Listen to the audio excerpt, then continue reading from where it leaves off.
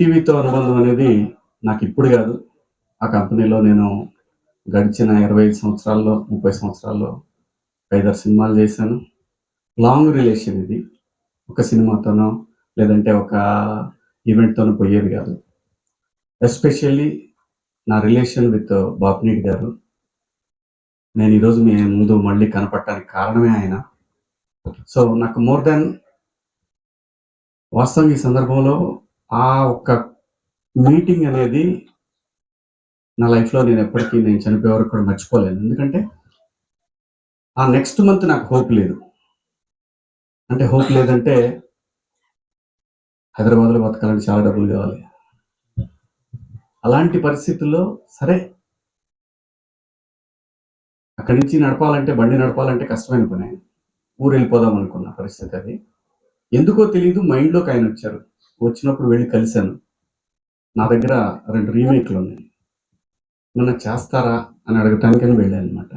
ఆయన వాళ్ళు చూస్తారు అని సాయి గారిని, నితిన్ గారిని పిలిచి చెప్పారు. అవి చూడండి అన్నాను. ఆ తర్వాత సరేనండి అనుకున్నాను. హోప్ అయిపోయింది. ఇంకా ప్యాకప్ ఇక్కడి నుంచి హైదరాబాద్ నుంచి అని అనుకున్నాను. అని బయటకొస్తుంటే ఆయన పిలిచి, "శివాజీ నువ్వు యాక్ట్ చేయొచ్చు కదమ్మా" అన్నాడు. సార్ నేనెప్పుడు చేయననలేదు. ఇస్తే చేస్తా సార్. ఇస్తే చేస్తామని ఆయనే అన్నారు. ఖచ్చితంగా చేస్తానండి. సరే అమ్మా అన్నారు. బట్ అక్కడి నుంచి బయటకొచ్చిన తర్వాత 1 అవర్‌కి బిగ్ బాస్ ఆఫర్ వచ్చింది.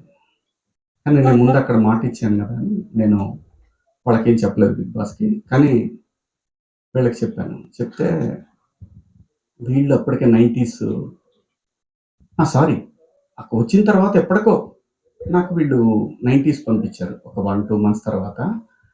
సరే చేస్తానని చెప్పాను. చేస్తా అని చెప్పిన తర్వాత బిగ్ బాస్ ఆఫర్ వచ్చింది. కానీ బిగ్ బాస్ ఆఫర్ వస్తే నేను మనోడున్నాడు కదా! తనకి చెప్పాను. నేను ఇప్పుడు చేయలేను. 2 ఒకేసారి రఘు చెప్పాడు. 2 ఒకేసారి అయిపోతున్నాయి. రఘు అయినా ఒకసారి చెప్తాను నేనని బాపిరెడ్డి గారికిను, నితిన్ గారికి చెప్పాను. సాయి గారికి చెప్పలేదు. చెప్తే బాపిరెడ్డి గారు అన్నారు వీళ్ళతోటి చేయమను అది కూడా యాక్సెప్ట్ చేయమను. దాని పరిస్థితిని బట్టి చేద్దాం మనం అని చెప్పి కరెక్ట్‌గా 1 మంత్‌లో నా పార్ట్ పూర్తి చేసి పంపించారనమాట. అలా లైఫ్‌లో ఏ పాయింట్ ఎక్కడ మనకి అవకాశాన్ని ఇస్తుందో తెలియని సందర్భంలో లిటరల్‌గా ఎందుకంటే ఏదున్నా నేను చెప్పేసే మనిషిని. సో నాకు ఆ పరిస్థితుల్లో నేను ఫ్యామిలీని రన్ చేసే పరిస్థితి కాదు. ఊళ్ళో ప్రాపర్టీలున్నాయి. కానీ ఆ పరిస్థితి కాని సందర్భంలో నాకు ఈటీవీ బాపిరెడ్డి గారు ఆ సంస్థ నాకు అవకాశం ఇచ్చి మళ్ళీ ఈరోజు మీ అందరి ముందు నిలబడటానికి కారణమైంది. అది ఎప్పటికీ మనం పోయే మన లాస్ట్ బ్రెత్ వరకు కూడా మనం మర్చిపోలేనటువంటి నేను ఒక సంఘటన అది. సో అలా వాళ్ళు నాకు సినిమా అప్పచెప్పారు.